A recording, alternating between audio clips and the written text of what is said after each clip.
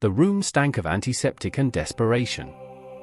Peeling posters of anatomy charts clung to walls in defiance of time, but the clinic itself was already a ghost. Hidden behind a grocery shop on Clement Street, its back door swung open just wide enough to let the girl in, no questions asked, no paperwork filed. Teresa stumbled through the entrance with both arms wrapped around her swollen belly, as if cradling the thing she no longer wanted. 17, shaking, alone. The nurse barely looked at her as she gestured toward the metal cot in the corner. "You're late," the woman grunted. Teresa nodded, lips cracked, hair damp from rain. Her eyes were wide with the kind of terror that had stopped being loud. It had curled inward, silent and choking. The pregnancy had been kept secret until the last moment, buried under oversized hoodies and muted dinners. When her mother found out, she screamed until her voice gave out, then handed her a name on a crumpled paper and said, "Handle it." Quietly.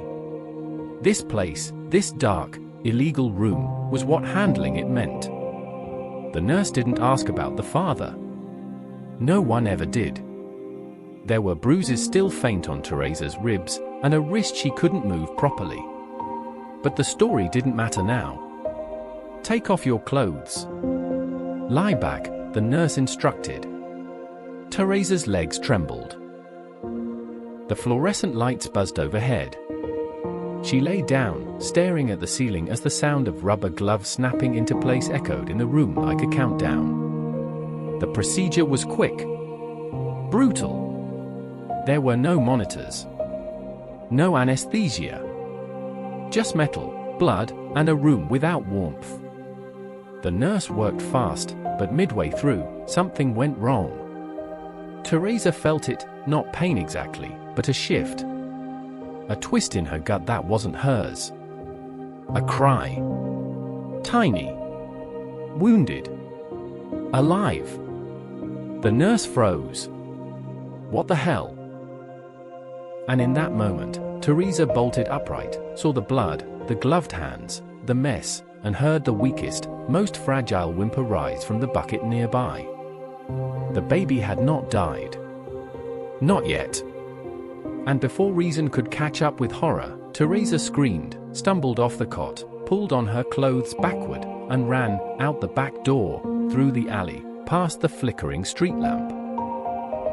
She didn't stop until she was 3 blocks away and the sound of her own heart was louder than her thoughts.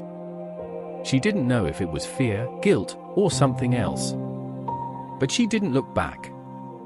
Rain fell like the sky was mourning.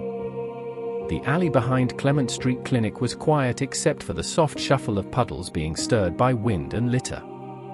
An overstuffed bin sat half open, its black liner torn and drooping like tired skin. Inside, between crumpled gloves and stained paper, a fragile figure stirred, tiny limbs twitching in the dark. She didn't scream. She couldn't. The newborn was barely breathing. Her skin was bluish in parts, her lips almost still. The umbilical cord had been sloppily severed, leaving a crusted wound that stuck to the side of the plastic bag. Her legs were curled tight against her belly, one foot trembling every few seconds as if trying to remember movement. Her eyes were fused shut. But she was alive. And nobody knew. Not the nurse, who'd returned home, shaken and silent.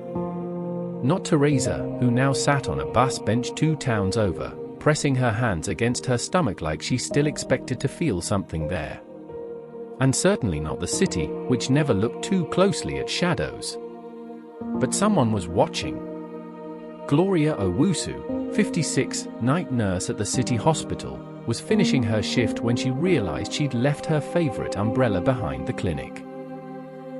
It had been a gift from her late husband, a sky blue thing with sunflowers printed along the edge. She always joked that it kept her heart dry. It was nearly 2:30 a.m. when she turned the corner into the alley. The clinic was locked, its windows dead-eyed, but the side entrance was open just a crack. She approached carefully, her shoes sloshing in the growing puddles. That's when she heard it.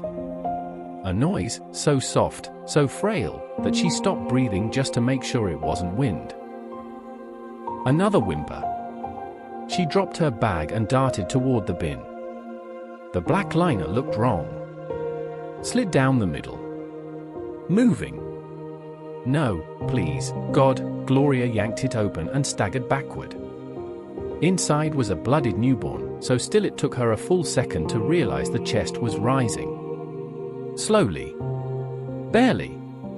Her hands moved on instinct. The shawl came off her shoulders. She wrapped the child, whispering words she couldn't remember, rocking the baby with the urgency of someone cradling time itself. You're okay now. You're okay, little one. I've got you. I've got you. The drive to the hospital was a blur. She drove through 2 red lights and didn't notice. Nurses rushed toward her as she entered the ER with the bundle held against her chest. She's alive. Gloria cried. She's alive. Someone left her, please help. The medical team worked fast. Incubator, for oxygen, warming pads. Neonatologists huddled, murmuring about trauma, shock, infection risk. They didn't think she'd last the night. But she did. The baby held on. Someone, one of the younger nurses, called her Zara. It meant flower, they said. A bloom that rises in dry places. No family stepped forward. No trace of the mother. The clinic denied knowing anything. No cameras. No reports. Just a story no one wanted to own. But Gloria came back every day. She sat beside the tiny incubator and whispered stories, old Ghanaian lullabies, verses from her Bible. She bought a soft lavender bear and placed it beside the baby's crib, though hospital rules said not to. You're stronger than the world thinks, she told her. You were born where death lives, but you didn't die. And so the world began to learn Zara's name. Not through headlines or fame, but through the breath she kept taking, the weight she slowly gained, and the silence she turned into survival. Zara was discharged from the hospital 2 months after she'd first opened her eyes. By then, she weighed just over 5 pounds, with soft peach skin and a faint line on her left leg where early trauma had bruised the bone. She didn't cry often, just stared. Watched. Her eyes were always moving, as if measuring the world before it measured her. Gloria fought to keep her. She filled out paperwork, submitted a request to foster. But her hours at the hospital, her tiny 1-bedroom flat, and her age made her an unfit primary caregiver in the system's eyes. They thanked her, then handed Zara over to Child Protective Services. Zara. Don't forget it. The social worker didn't write it down. Foster home number 1, the Mayers were older and weary. They took Zara in as a short-term placement. Their house smelled of mothballs and leftover casserole. They called her the quiet one because she didn't babble or squeal like other babies. She rarely made a sound at all. They dressed her well, fed her on time, but there was no warmth. Mrs. Mayers ticked boxes on her clipboard. Mr. Mayers sat in front of the television, not noticing when the child curled in corners rather than her crib. She didn't speak. Not a word. By age 2, Zara was officially diagnosed as a selectively mute. She was passed along. Foster home number 2, Maria was different. Young, with bright earrings and louder hugs. She played music while folding laundry and sang lullabies off-key but with joy. For 6 months, Zara didn't leave Maria's hip. She followed her around the apartment like a shadow with eyes too large for her face. Maria read to her every night. Stories about girls who flew with dragons, who saved forests, who found treasure in forgotten caves. One night, Zara reached up and touched the page. Her fingers rested on a drawn girl with wide eyes and frizzy curls. Maria gasped. You like her, don't you? Zara didn't speak. But her fingers curled.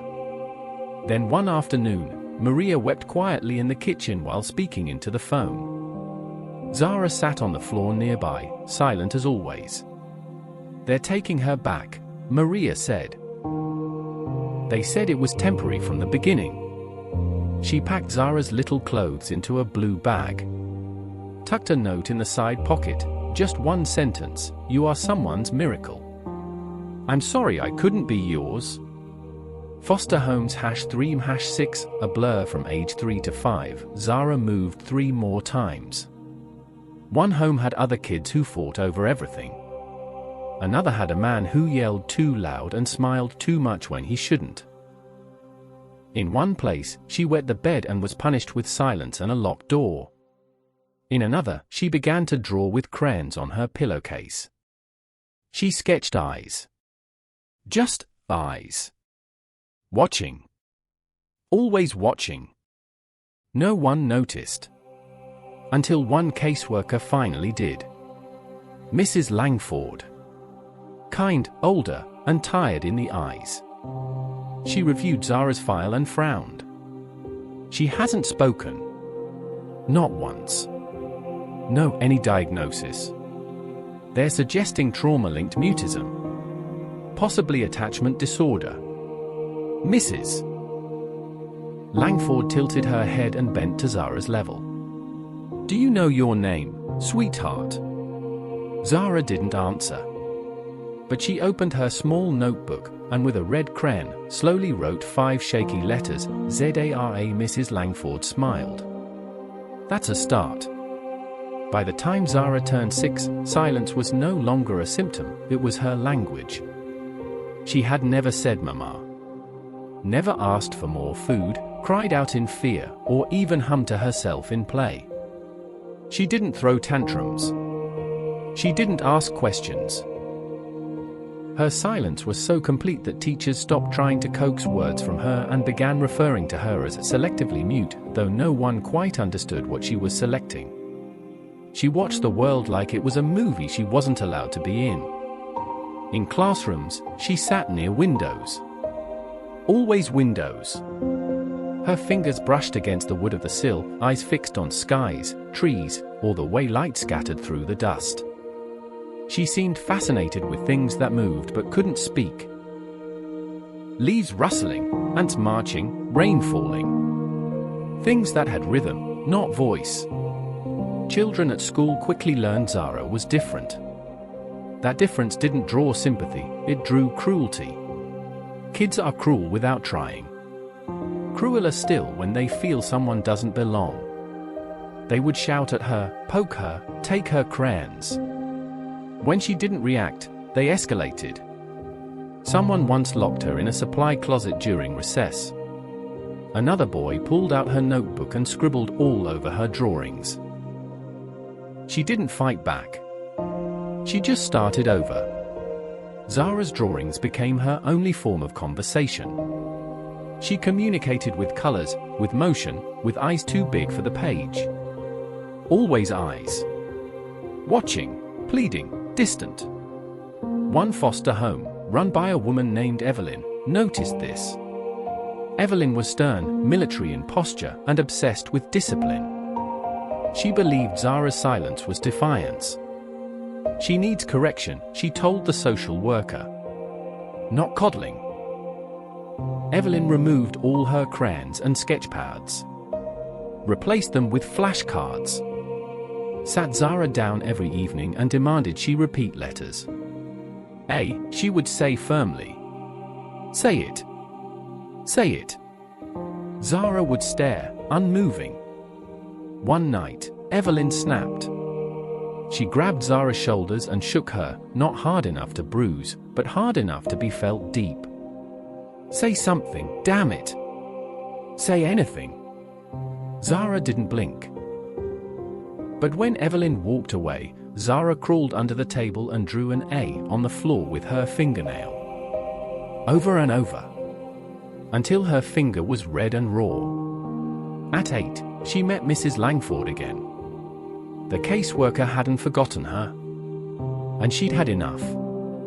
Zara was removed from Evelyn's home and placed temporarily in a group setting, a small transitional home where children in difficult cases were sent when no other matches were available. It wasn't perfect, but it was quieter. And there, Zara found something unexpected. A small library. The room was barely larger than a closet, and most of the books were worn paperbacks. But the moment she stepped in, something in her shifted. The smell of old pages, the quiet hum of untouched words, it was sanctuary. She found herself drawn to picture books at first, then to wordless graphic novels. She devoured every image like food.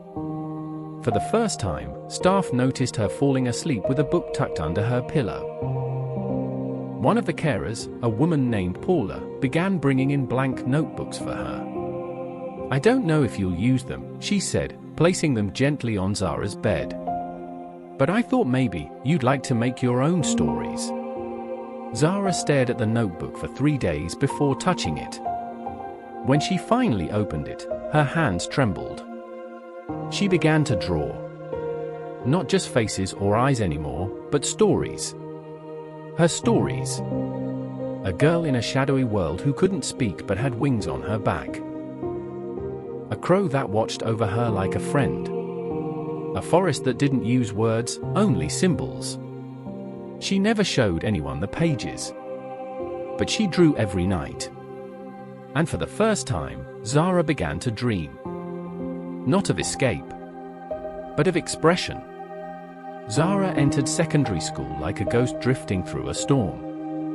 At 11, she was already too tall for her age, her frame thin but stretched, like someone trying to disappear into her own shadow. Her hair was always tied back loosely, her shoes worn at the edges, and her uniform never quite right, either a size too big or passed down from another foster child. She carried a plain grey backpack and a silence that made everyone around her itch. The first day of Year 7 began the way most of her new starts did, a desk near the back, eyes to the ground, hands folded tight. Teachers introduced her as Zara, and when one paused to ask, "Do you want to say a few words about yourself?" she simply shook her head. The room giggled. That laugh, that sharp, unkind ripple of amusement, was the beginning. By lunch, they'd already picked a name, Nuke Girl. By the second week, Creep. And by the end of the first month, Zombie. They mimicked her behind her back, walked in stiff silence when she passed, muttered to one another like they were translating her every glance into some freakish code. She was kicked beneath tables, tripped in hallways, shoved when no teachers were looking. One time, someone poured yogurt into her backpack. Another time, her drawing notebook disappeared, only to be returned torn in half and smeared with ketchup. She didn't cry. She didn't report it. Zara simply walked home that day, 3 miles because her bus pass had also gone missing, and tossed the ruined notebook in a canal. That night, she lay in bed staring at the ceiling, whispering to the dark. No sound came out, but her lips moved. Over and over again. A single word. Enough. Her social worker, now a younger woman named Claire, tried to help. Claire visited once a month, sometimes twice. She was kind but always tired, always a bit rushed. She'd glance at Zara's files, ask about school, and frown when Zara wouldn't answer. "You have to try, sweetheart," she said gently during one visit. "You can't keep everything inside forever. People might not understand you if you don't show them something." Zara wrote something down on a sticky note and handed it to her. "What if they still hurt me after I speak?" Claire didn't have an answer. One rainy morning, a boy named Ellis cornered her in the library. He had freckles, scuffed shoes, and a fake gold chain around his neck that he never took off. He'd been one of the loudest to mock her early on, but lately, he'd become strangely quiet when she entered a room. This time, he didn't say anything cruel. He just leaned against the bookshelf and watched her scan for a new book. "Why don't you talk?" Zara didn't look up. You think you're better than us or something? She stayed quiet. I bet you talk at home. Just pretend here so you don't have to answer anyone. She stepped past him, clutching the book she'd chosen. He grabbed her wrist. It was instinct, not thought, that took over. Zara yanked her arm back so hard she fell into the corner bookshelf, sending books toppling like dominoes. The crash echoed down the corridor. A teacher rushed in seconds later to find Zara on the floor, eyes wide, arms wrapped around her knees. Ella stammered something about she slipped, and I didn't do anything, but Zara didn't move. The teacher asked what happened. Zara raised her head, and for the first time in years, her lips parted. I was scared, she whispered. The teacher froze. Even Ellis went silent. It was the first word anyone had heard her speak. Not loud. Not confident. But real. It was the word that would open a tiny crack in the wall she'd built around herself. That night, Zara didn't draw. She sat at the edge of her bed, notebook open but untouched, and thought about that one word. How small it was. How powerful it had felt to say it. Scared. It wasn't just a feeling. It was a truth. And maybe, just maybe, if she could say one truth, there were more inside. Waiting. Zara didn't speak again for weeks after that whispered I was scared. But something had shifted. Her teachers noticed her eyes held focus longer. That she didn't flinch as quickly when spoken to. That sometimes, when others weren't watching, she tapped her fingers to the rhythm of what was being read aloud, like her silence had its own heartbeat. It was Miss Bennett, the school's art teacher, who saw it first.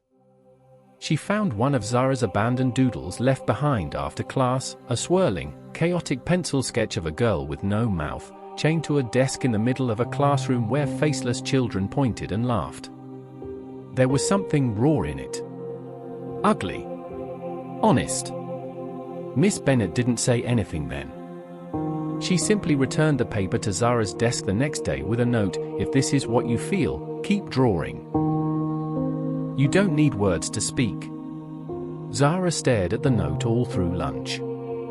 Then, as if her fingers had a will of their own, she picked up her pencil and began again. This time, she drew herself holding a giant pair of scissors, cutting invisible chains wrapped around her arms. Behind her, vague outlines of buildings leaned inward, homes, schools, maybe even clinics. They looked like they might collapse. It was her first act of rebellion. Her first act of reclamation. She started drawing daily. In notebooks, on napkins, in the margins of worksheets. Her lines were rough, erratic, but brimming with emotion. Shadows haunted her pages, long arms, wide eyes, silent screams. But among the darkness, a strange symbol began to appear in all her sketches, a blackbird with a single white feather. Sometimes it sat on a rooftop. Other times it flew just above her head. It never spoke. But it was always watching. Like her. One afternoon, while sketching in the back of the library, a girl named Kayla slid into the seat beside her. Kayla was the kind of person who always wore mismatched earrings and dyed strands of her hair pink. She was loud, unpredictable, and unbothered by social rules. But she'd never mocked Zara. Not once. Is that a crow or a raven? Kayla asked, pointing to the bird Zara had just finished shading. Zara blinked, startled. No one had asked about her drawings before. Kayla leaned in. You draw a lot of them. That bird. It's in everyone. Zara hesitated, then scribbled on the corner of the page, it's not either. It's mine.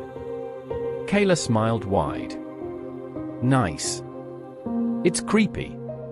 But cool. Zara didn't reply. But the next day, when she saw Kayla in the hallway, she didn't look away. And when Kayla passed her a note in English class, "Wanna eat outside today?" Zara didn't ignore it. They sat on the back steps near the old gym. Kayla talked a lot about her dog, her brother, the time she got suspended in year 5 for putting ketchup in a teacher's shoes. Zara listened, watched, drew. Kayla didn't seem to mind the silence. After a while, she glanced over at Zara's open sketchpad and said, "You ever think about making comics?" Zara wrote, "Not funny enough." "Doesn't have to be funny. Just has to feel something." "Yours definitely do." Zara stared at her for a long second, then flipped to a clean page. She began to draw. This time, it was a girl sitting on a rooftop beside a bird with one white feather. The girl wasn't crying, but she wasn't smiling either. The wind moved her hair. The bird's wing draped around her like a hug. At the bottom of the page, she wrote just one word. "Scene." That night, Zara put her sketchpad under her pillow again. But before turning out the light, she whispered the word to the empty room. "Scene." And for the first time in years, she believed it. Even if just a little. Even if just by one person. It was enough. For now. Zara never let anyone into her room. Not foster parents. Not carers. Not even Kayla, who had now become the only person she sat beside at lunch, the only person who waited for her after class. Their friendship was quiet but steady, built on shared silences, glances, notes passed between books, and the unspoken understanding that not all wounds bleed out loud. But still, Zara never invited Kayla over. She never offered to walk her home or said yes when Kayla suggested they hang out on the weekends. It wasn't because she didn't care. It was because Zara's world had always been a locked closet. One she hadn't quite dared to open, not even to herself. So when it happened, when the betrayal came, it didn't come from the people she avoided. It came from the one she trusted most. It started with a rumor. "Did you hear about Mute Girl and her drawings? She draws herself getting murdered. Someone found one where she stabs a bird." Zara didn't react at first. She thought it would pass, like all the other whispers had. But then someone laughed louder. Pointed. Called her a freak to her face. And in the corridor by the lockers, she saw a photocopy of one of her drawings taped to the wall, the rooftop sketch with the blackbird and the lonely girl. Only now someone had scribbled all over it in red marker. "She's not quiet, she's crazy." Her hands trembled. Her throat tightened. That image had only ever been in her sketchpad. In her room. In her closet. She tore the paper from the wall and walked out of school without a word. At home, she checked her bag. Nothing was missing. Then she checked her desk drawer. Her folder of old pages. Still there. It wasn't until she opened the small showbox beneath her bed, a box where she kept her most private sketches, the one she'd never shown even Kayla, that she realized what had happened. 3 were gone. Her hand flew to her mouth. Only one person had been in her room this week. Kayla. 2 days earlier. It had rained. Kayla had walked her home, laughing the whole way. Zara had stood awkwardly by the door until Kayla had said, "Just for 5 minutes. I won't even sit down." Zara had gone to get towels. Just for a second. 1 second. She didn't go to school the next day. Or the day after that. Her foster parents didn't press. Zara had a history of emotional episodes, and she'd gotten good at faking a cold. She didn't cry. She didn't eat much either. Just sat on the floor beside the showbox, staring at what was left. And for the first time since she was a little girl, she felt rage. Hot, White, wild rage. Not loud, but consuming. She took her sketchpad and began drawing with a force that tore the page beneath. She drew a girl sitting beside a friend with a mask, one half smiling, the other mocking. She drew knives made of paper, laughter made of nails, and in the middle of it all, the blackbird flying away. Far, far away. On the third day, Kayla came. She knocked once, then again, then called through the door, "I know you're in there. Please, Zara. Please." Zara didn't move. "I messed up," Kayla said, voice cracking. "I didn't mean for them to find it. I was showing it to one person. Just one. I wanted them to see how amazing your stuff was.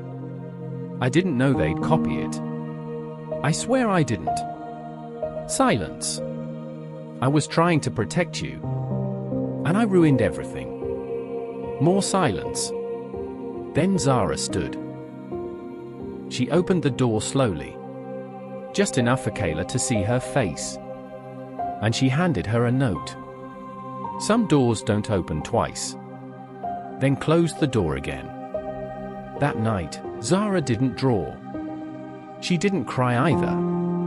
She simply sat, her back against the door, and whispered softly to the space inside her chest. A space that once held safety, now emptied by trust. The days blurred into each other. Zara returned to school, but she wasn't the same. The soft shadows beneath her eyes deepened. She no longer sat near windows. Her drawings, once rich with symbolism, veiled beauty, and trembling strength, turned hollow, monochrome, like they were being drained from the inside. She stopped bringing her sketchpad to school. Carried only a single blue pen and one-lined notebook, pages mostly blank. No one called her names anymore. They didn't have to. Even the silence around her had changed. It was heavier now, like it had grown claws. Kayla tried, once more. Waited after class. Wrote a note and slipped it into Zara's locker. "I miss my friend. I'm sorry. If you ever want to talk, I'm still here." Zara folded the note neatly, tore it down the center, and dropped it into the bin without expression. Nights were worse. She lay awake listening to the creak of pipes, the moan of wind outside her foster home's crooked attic window. Shadows danced on the ceiling. Her mind drifted toward old memories, not clear ones, but sensations. The cold of a plastic bin liner, the flicker of fluorescent lights, the feeling of being watched but unseen. One night, she stood in front of the mirror with the small metal pencil sharpener she always carried. She twisted it open, removed the blade, held it between her fingers. It looked so harmless, just a sliver of steel with two screws still clinging to its frame. But in that moment, it felt like control. Like the only thing that still responded to her touch. She didn't press it against her skin. Not yet. She simply stared at it for a long time. Then, carefully, wrapped it in tissue and slid it under her pillow. The next week was filled with static. She couldn't focus in class. Words blurred on the board. When teachers called her name, she didn't respond. The counselor called her in for a check-in. "Are you okay, Zara?" She nodded. "Anything on your mind?" "Shake." "Would you like to draw?" Pause. Then a shrug. They let her go. She was quiet. Manageable. They had louder children to worry about. It happened 3 nights later. A quiet Friday. No dinner. No calls from Claire. Just her, curled on the mattress under a frayed blanket. She reached under the pillow, held the blade, sat with it in her hand. She didn't want to die. Not exactly. But she wanted the screaming inside to have a place to go. She pressed the blade gently, so gently, against the underside of her arm. A shallow line. One breath. A sting. Relief. And shame. All at once. The next day, she wore a long-sleeve jumper. No one noticed. At least, not until her foster brother, Louis, barged into the bathroom as she was rolling her sleeve back down. He froze. "What the hell, Zara?" She jerked back, clutching her arm. "Did you?" He didn't finish. She waited for him to yell. To mock. To run and tell. But he didn't. He just stared at her. Then left. An hour later, Claire showed up at the house. Called up to her room. Sat down, eyes rimmed with worry, holding something small in her palm. The blade. Louis had found it and wrapped it in the same tissue Zara had used. Zara didn't move. "Do you want to talk about it?" Claire asked gently. Zara shook her head. But then, after a pause, she reached into her bag, pulled out her sketch pad, and flipped to a page. It showed a girl curled in a closet. Hands over ears. Eyes wide. The blackbird was outside the door. Waiting. But not entering. She slid the sketch forward. Claire looked at it for a long time.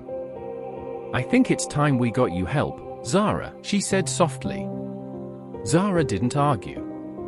That night, for the first time in her life, Zara wrote something down in her personal diary, a plain black book she'd never used before. Just 5 words. "I think I want help." And somehow, those words didn't feel like weakness. They felt like the start of something else. The youth support center smelled of cheap coffee and old carpet, but to Zara, it felt like a waiting room for second chances. After the incident, Claire had arranged for her to attend weekly sessions at the center. It wasn't a hospital. Not quite therapy either. It was a place where broken kids went to learn how not to shatter completely. There were art classes, group circles, and quiet corners with bin bags and shelves of forgotten books. Zara didn't talk. She didn't participate. But she showed up. That alone was considered progress. On the second Thursday, while she sat alone sketching in the corner, half a bird's wing, half a girl's back, someone dropped into the seat beside her. "That's good," the boy said. Zara blinked up, startled. He looked around her age, maybe 15. Mixed race, short curly hair, a chipped tooth visible when he smiled. There was something open about his face. Not just friendly, honest. "I'm Malik," he added, "but everyone here just calls me Mal. You don't have to tell me your name if you don't want."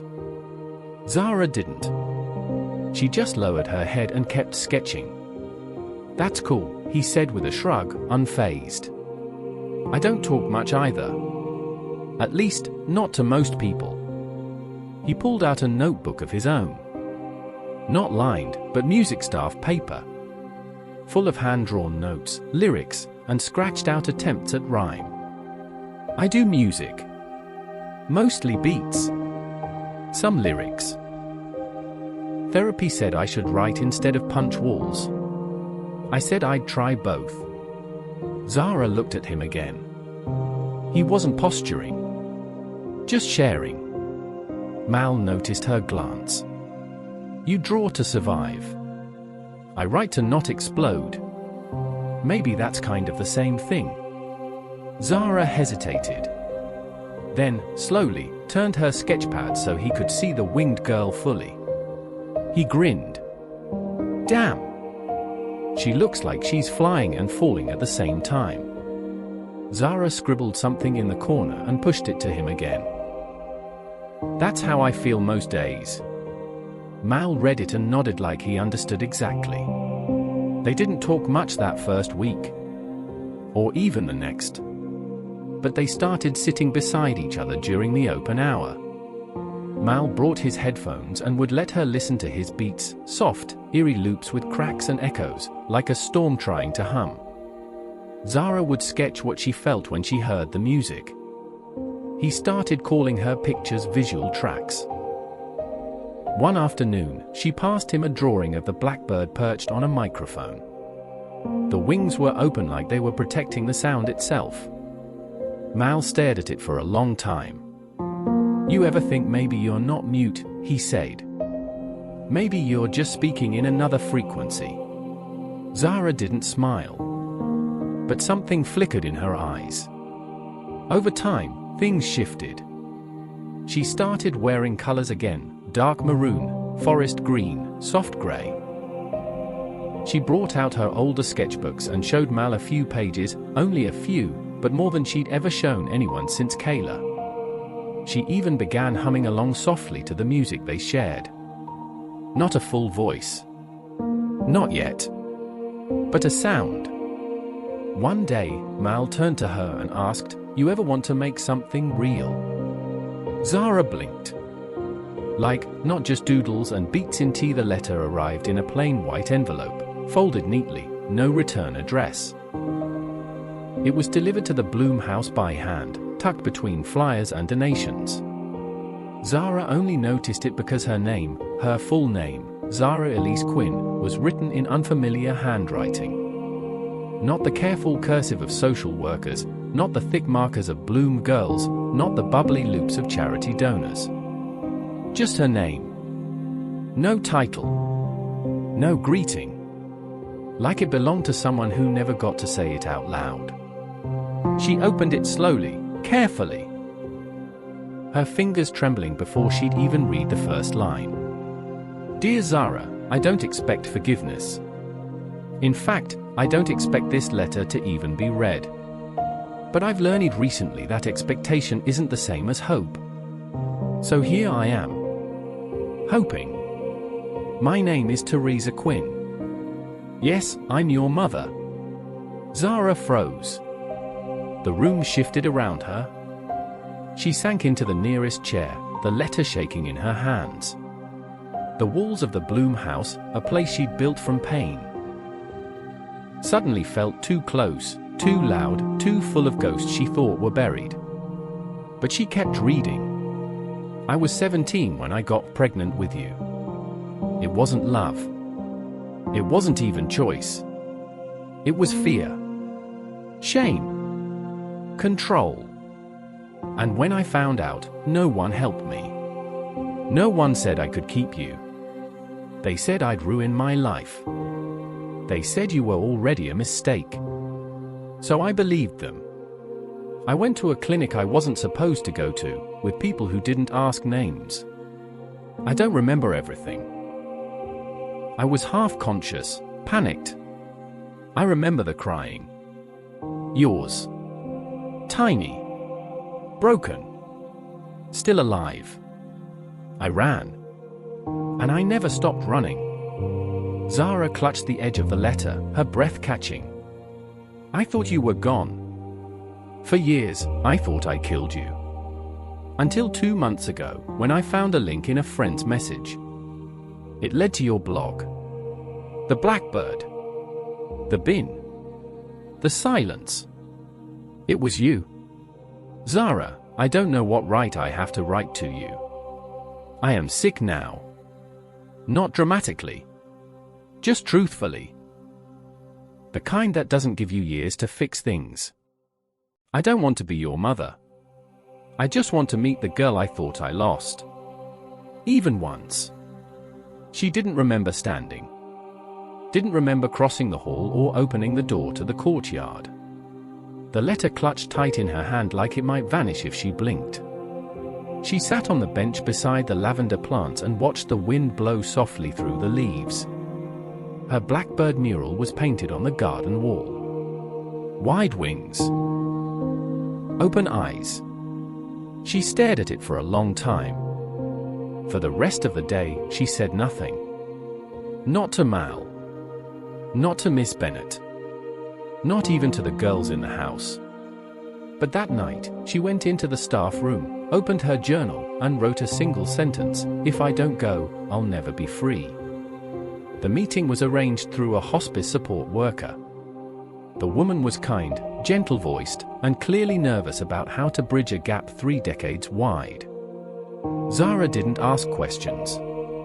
She just said, "Tell her I'll come.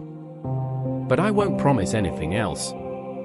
The hospice was quiet, sterile, white-walled and humming with machines that whispered like ghosts. Teresa was thinner than Zara expected. Her skin pale. Her eyes the same dark brown Zara saw in her own reflection every morning. She looked smaller than the monster Zara had drawn 100 different ways. Just human. Teresa sat up when she entered. Didn't smile. Didn't cry.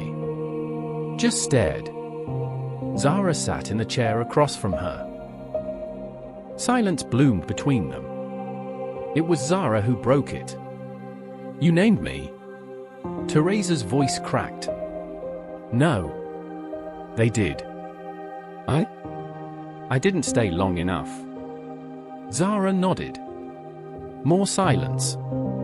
"Then, why right now?" Teresa blinked fast. "Because I was dying.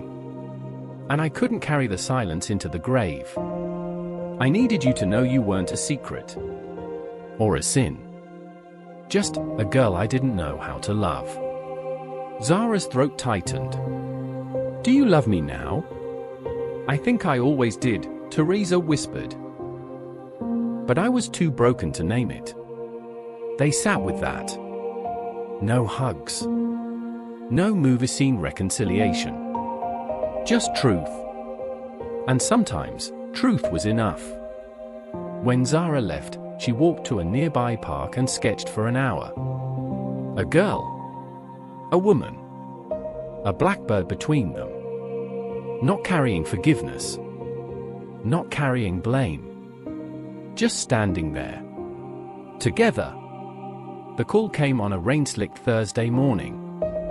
Zara had just finished arranging new bedding for a girl who arrived the night before.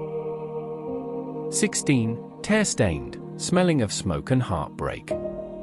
Zara had said nothing to her, just sat close while she cried herself to sleep. When the hospice nurse called, her voice was calm but heavy. "It's time, Zara. She's asking for you." Zara didn't speak. She didn't need to. The walk to the hospice felt like moving through water. Every step forward stirred ghosts. Not just Teresa's, but her own. The alley behind the clinic. The children's home corridors. The room with a cracked ceiling. Every empty bed she had slept in, wondering why she was never wanted. Now the woman who started it all was dying. And waiting. She found Teresa propped up in bed, pale lips dry, eyes half closed. An oxygen line buzzed beside her like soft static. A nurse gave Zara a gentle nod and exited, leaving them alone again. Teresa opened her eyes slowly. "You came," she rasped. Zara sat beside her. This time, no distance. No notebooks. No art between them. Just breath. And whatever was left. "I didn't know," Teresa said, barely a whisper. "I didn't know you'd become something so whole." Zara looked at her. She didn't correct her. Didn't say she still woke from nightmares. That some mornings her hand shook before she touched a pencil. That being whole was something she built every day, brick by bleeding brick. "I'm still becoming," Zara said softly. Teresa's mouth twitched, somewhere between a smile and grief. "I'm sorry." Zara nodded. "I know." They sat in silence. Not the heavy, aching silence of the past. A different kind. Something quieter. Softer. Like the space between two songs. Teresa reached out. Her hand trembled in the air for a long time before Zara took it. Her fingers were cold, brittle as paper. But Zara held on. For both of them. Teresa swallowed hard. I read everything. Your words, your girls, the house. I don't deserve to be proud. You don't have to deserve it, Zara said. It's just truth. Tears slid down Teresa's cheeks. Zara wiped them without thinking. Just muscle memory. Emotion she had never learned, but somehow always known. After an hour, Teresa's breathing slowed. Shallower. Quieter. She turned her head slightly. Can I ask something? Zara nodded. Teresa blinked slowly. Will you remember me as more than the woman who left you? Zara thought for a long time. Then, voice steady, said, I'll remember that you came back. Teresa died that night. Not alone. Zara stayed. Held her hand until the last breath. Sang softly, not a lullaby, not a hymn. Just a hum. Low and steady. A song without words. The kind of sound that lives in the space where pain once Saturday. Back at the Bloom house, the girls had left a note taped to her door. We missed you. We saved you cake. Also, Mal cried watching a Disney film. Zara smiled. A real one. She walked into her room and pulled out a fresh sheet of paper. She drew the blackbird again. Only this time, its wings were open, but not alone. Above it, a second bird followed, smaller, slower, fading into the sky. She wrote one word beneath it, peace. And for the first time in her life, she felt it. Zara never chased awards. For years, she avoided cameras, sidestepped panels, politely declined most interviews unless they benefited the Bloom project directly. She had always feared that visibility might come at the cost of authenticity. That her work would be diluted into sound bites or worse, misused as a poster girl for resilience without context. But the Bloom house was no longer a quiet ripple. It had become a wave. It started with policy. A local MP visited the house, curious, skeptical. She'd read an article, seen Zara's name on a community impact shortlist. She expected a sweet art project and troubled girls coloring quietly. Instead, she found structure. Purpose. Girls managing trauma through creation. A sanctuary run not by sympathy, but by lived experience. She stayed for 3 hours. Listened to Zara speak softly, powerfully, about the difference between saving someone and seeing them. The following month, she tabled a motion in Parliament to increase funding for survivor-led recovery programs. She named the Bloom House. Zara's blog post that night read, "We were never meant to be statistics. We were meant to be architects." Then came the documentary. A small independent team reached out, led by a director whose sister had aged out of care. They didn't want a glamorized rags-to-riches story. They wanted truth. Zara agreed, on her terms. The film followed her through daily life at the Bloom house, mentoring sessions, late-night emergency calls, quiet meals around the shared kitchen table. It featured some of the girls, blurred faces, altered names. But their stories were unmistakably real. One segment showed Zara sketching on the back steps while a girl sat beside her, silent and trembling. She hasn't spoken in 6 weeks, Zara said in voiceover. But she asked for more paper yesterday. That's the beginning. The film was titled Ashes and Bloom. It won 2 awards. But more importantly, it was shown in over 100 schools. Recognition grew louder. Zara was named one of the country's most influential voices under 30. She was invited to speak at global conferences. A foundation offered to franchise Bloom houses in other cities. Universities requested her to co-write curriculum for trauma-informed creative education. And through it all, Zara stayed grounded, carrying her sketchpad like armor, returning every evening to the same kitchen table, drinking tea with girls who reminded her of her younger self. "You're a movement now," Mal teased once, watching her review government draft language on foster care reform. Zara smiled faintly. "I'm just a girl who made it out. That's all." But Mal shook his head. "No. You're the map others are using to get out too." One day, a girl named Mia, 14, small, sharp-eyed, slid a piece of paper under Zara's door. It was a drawing. Zara standing tall, arms extended, roots growing from her feet into the earth. Around her, dozens of smaller girls, each holding petals in their hands. Mia's caption read, "You were the first flower. We're the garden." Later that week, Zara was invited to Buckingham Palace for a national honor. The letter was printed on thick cream paper. Formal. Impressive. She stared at it for a long time, then pinned it to the staff corkboard beside scribbled reminders and hand-drawn cartoons. She whispered to herself as she walked away, "Let them see what real royalty looks like." And in the mirror that evening, she saw herself not as the girl from the bin. Not the ghost from foster folders. Not even the silent one in the corner. She saw the architect. The author. The legacy. Zara stood across the street from the old clinic, her breath held between memory and disbelief. Clement Street was quieter now. The alley behind the building had been fenced off, its bins long gone. The clinic itself, once dim, whisper-filled, and hidden in plain sight, was boarded up, a for sale sign leaning drunkenly in the grass beside a cracked wall. Time had tried to bury it. But she remembered.